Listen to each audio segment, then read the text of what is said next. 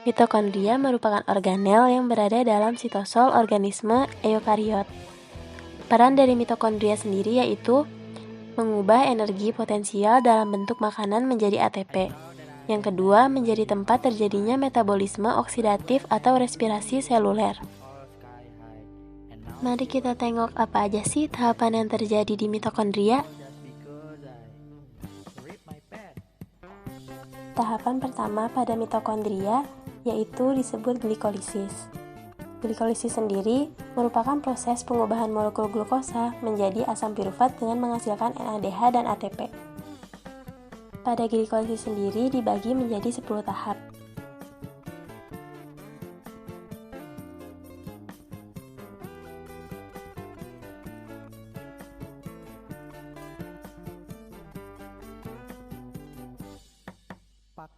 Tahapan yang pertama yaitu glukosa diubah menjadi glukosa 6-fosfat dengan bantuan enzim heksokinase. Pada tahap ini memerlukan ATP atau adenosin trifosfat yang dapat melepaskan energi untuk diubah menjadi ADP. Tahap kedua, glukosa 6-fosfat diubah menjadi fruktosa 6-fosfat yang akan dikatalis oleh enzim fosfoheksosa isomerase.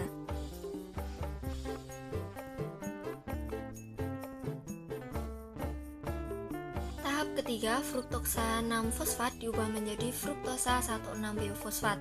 Pada reaksi ini akan dikatalis oleh enzim fosfofruktokinase dan membutuhkan energi dalam bentuk ATP. Tahap keempat, fruktosa 1,6-biofosfat dipecah menjadi gliserdehid 3-fosfat dan dihidroksil aseton fosfat yang mana proses reaksi yang terjadi dikatalis oleh enzim aldolase.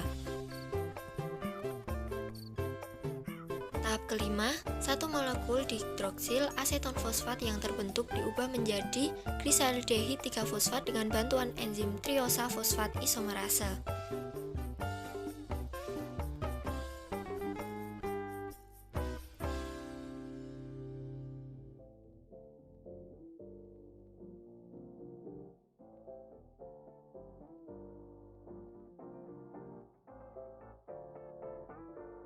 Tahap keenam, gliserdehid 3-fosfat selanjutnya diubah menjadi 1,3-bifosfogliseret dengan bantuan enzim gliserdehid 3-fosfat dehidrogenase.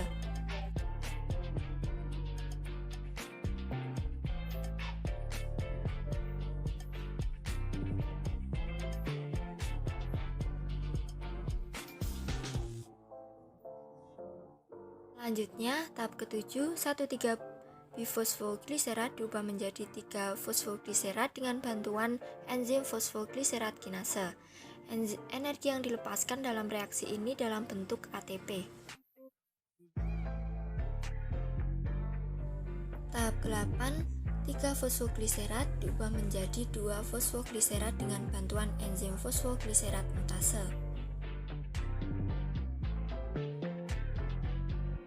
Tahap ke-9, 2-fosfogliserat selanjutnya diubah menjadi fosfoenol pirufat dengan bantuan enzim enolase.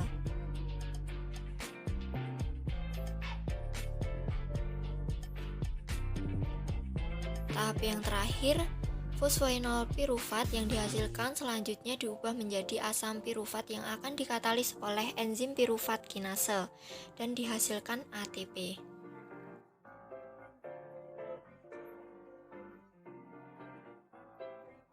Pada keadaan yang terdapat oksigen, asam pirufat kemudian masuk ke dalam tahap dekarboksilasi oksidatif serta siklus Krebs untuk memperoleh energi yang lebih lanjut.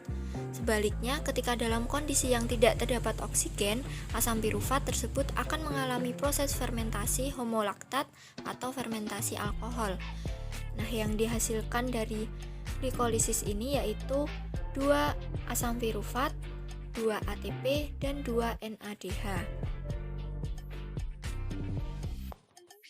Lalu tahap kedua pada mitokondria yaitu dekarboksilasi oksidatif. Dekarboksilasi oksidatif sendiri merupakan tahap pembentukan asetil-CoA. Pada tahap ini, asam pirufat akan diubah menjadi asetil-CoA dan melepaskan CO2 atau karbon dioksida. Hasil akhir dari dekarboksilasi oksidatif sendiri yaitu 2 asetil-CoA dan 2 karbon dioksida. Selanjutnya masuk pada tahap ketiga yang terjadi pada mitokondria, yaitu siklus Krebs. Siklus Krebs sendiri akan mengubah asetil-CoA menjadi energi dan karbon dioksida sebagai sampingan. Siklus Krebs sendiri terdiri dari 8 tahap, yaitu pada tahap pertama, asetil-CoA yang memiliki 2 atom C akan mengalami kondensasi bersama oksaloasetat yang memiliki 4 atom C, sehingga dihasilkan asam sitrat yang memiliki 6 atom C. Pada pembentukan asam sitrat, koenzim A atau CoA akan dilepaskan sehingga sitrat tidak memiliki CoA. Enzim yang berperan yaitu sitrat sintase. Pada tahap yang kedua, sitrat akan diubah menjadi isositrat yang memiliki 6 atom C. Reaksi yang terjadi pada tahap ini hanya isomerisasi, yaitu pengubahan dari suatu senyawa menjadi senyawa lain yang masih memiliki rumus senyawa yang sama.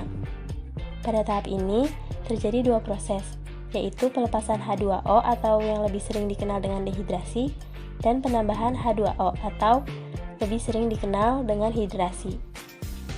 Proses pada tahap kedua ini dikatalis oleh akonitase. Selanjutnya, untuk tahap yang ketiga, isositrat akan diubah menjadi alfa-ketoglutarat yang memiliki 5 atom C. Pada tahap ini, terjadi pelepasan ikatan, di mana ada elektron yang dilepaskan. Elektron yang dilepaskan akan diterima oleh NAD+, sehingga membentuk NADH. Pada tahap ini juga terjadi proses dekarboksilasi atau pengurangan karbon berjumlah 1 karbon, sehingga 1 karbon akan membentuk CO2. Enzim yang berperan yaitu isositrat dehidrogenase.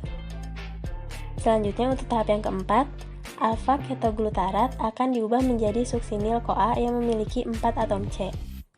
Pada tahap ini, terjadi dekarboksilasi, sehingga membentuk CO2. Pada tahap ini juga, terjadi reduksi NAD+, sehingga pada tahap ini juga terjadi reduksi NAD+, sehingga terbentuk NADH, dan juga terjadi penambahan CoA, sehingga CoA akan berikatan dengan senyawa suksinil. Enzim yang berperan yaitu alfa-ketoglutarat dehidrogenase. Selanjutnya, untuk tahap yang kelima, suksinil-CoA akan diubah menjadi suksinat yang memiliki 4 atom C. Pada tahap ini, terdapat beberapa reaksi, yaitu fosfat inorganik atau PI akan berperan sebagai pemutus ikatan CoA yang terdapat pada suksinil. Hal ini akan menyebabkan CoA akan dilepaskan dan fosfat inorganik atau PI akan berikatan dengan GDP. Kemudian pada tahap yang keenam, pembentukan fumarat yang memiliki 4 atom C. Pada tahap ini, terjadi pelepasan elektron, sehingga elektron akan ditangkap oleh FAD membentuk FADH2. Enzim yang berperan untuk mengkatalis suksinat menjadi fumarat yaitu suksinat dehidrogenase. Lalu tahap yang ketujuh, pengubahan fumarat menjadi malat. Enzim yang berperan yaitu fumarase. Pada tahap ini terjadi penambahan air. Lalu untuk tahap yang terakhir, pembentukan oksaloasetat yang memiliki 4 atom C. Pada tahap ini terjadi pembentukan NADH yang berasal dari NAD+. Enzim yang berperan yaitu malat dehidrogenase. Produk akhir dari siklus Krebs sendiri yaitu 4CO2, 2 ATP, 6 NADH, dan 2 FADH2. Kemudian sampai pada tahap terakhir yang ada di mitokondria, yaitu transport elektron. Transport elektron sendiri merupakan proses produksi ATP atau energi dari NADH dan FADH2 yang dihasilkan dalam glikolisis, dekarboksilasi oksidatif, dan siklus Krebs. Proses transport elektron untuk NADH sendiri dibagi menjadi beberapa tahap, yaitu yang pertama, molekul NADH akan melepaskan elektronnya dan ditangkap oleh kompleks protein 1, kemudian akan berpindah menuju ubiquinon.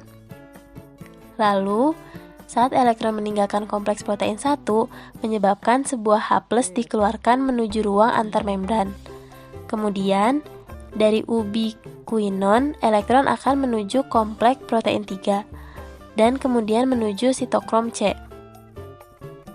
Saat elektron meninggalkan kompleks protein 3, sebuah H+ juga akan dikeluarkan menuju ruang antar membran. Dari sitokrom C, elektron akan menuju kompleks sitokrom 4, yang kemudian akan menuju penerima elektron terakhir, yaitu oksigen. Saat elektron meninggalkan kompleks protein 4, menyebabkan sebuah H+ juga dikeluarkan menuju ruang antar membran. Oksigen setelah menerima elektron akan mengikat H+ dan membentuk H2O atau air. 3H+ yang telah dikeluarkan tadi akan kembali masuk melalui enzim ATP sintase yang berada di membran tersebut.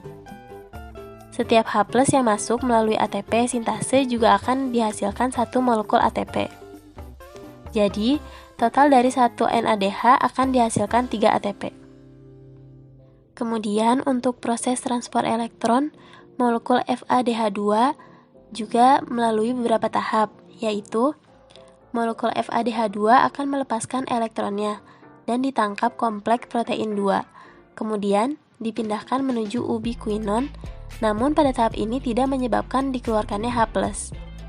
Kemudian, elektron akan meninggalkan ubiquinon dan menuju kompleks protein 3, sitokrom C, dan kompleks protein 4. Saat elektron melewati kompleks protein 3 dan 4, masing-masing menyebabkan dikeluarkannya molekul H+. Jadi, 2 H+ yang dikeluarkan hingga nantinya masuk kembali melalui ATP sintase dan terbentuk 2 ATP. Kemudian, di akhir, elektron juga akan ditangkap oleh oksigen dan menghasilkan H2O atau air.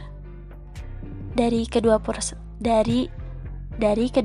tersebut, dihasilkan 3 molekul ATP melalui proses NADH, dan untuk proses FADH2 dihasilkan 2 molekul ATP. Jadi, dalam transport elektron dihasilkan kira-kira 34 ATP. Ditambah secara keseluruhan, reaksi respirasi seluler menghasilkan 38 ATP dari 1 molekul glukosa.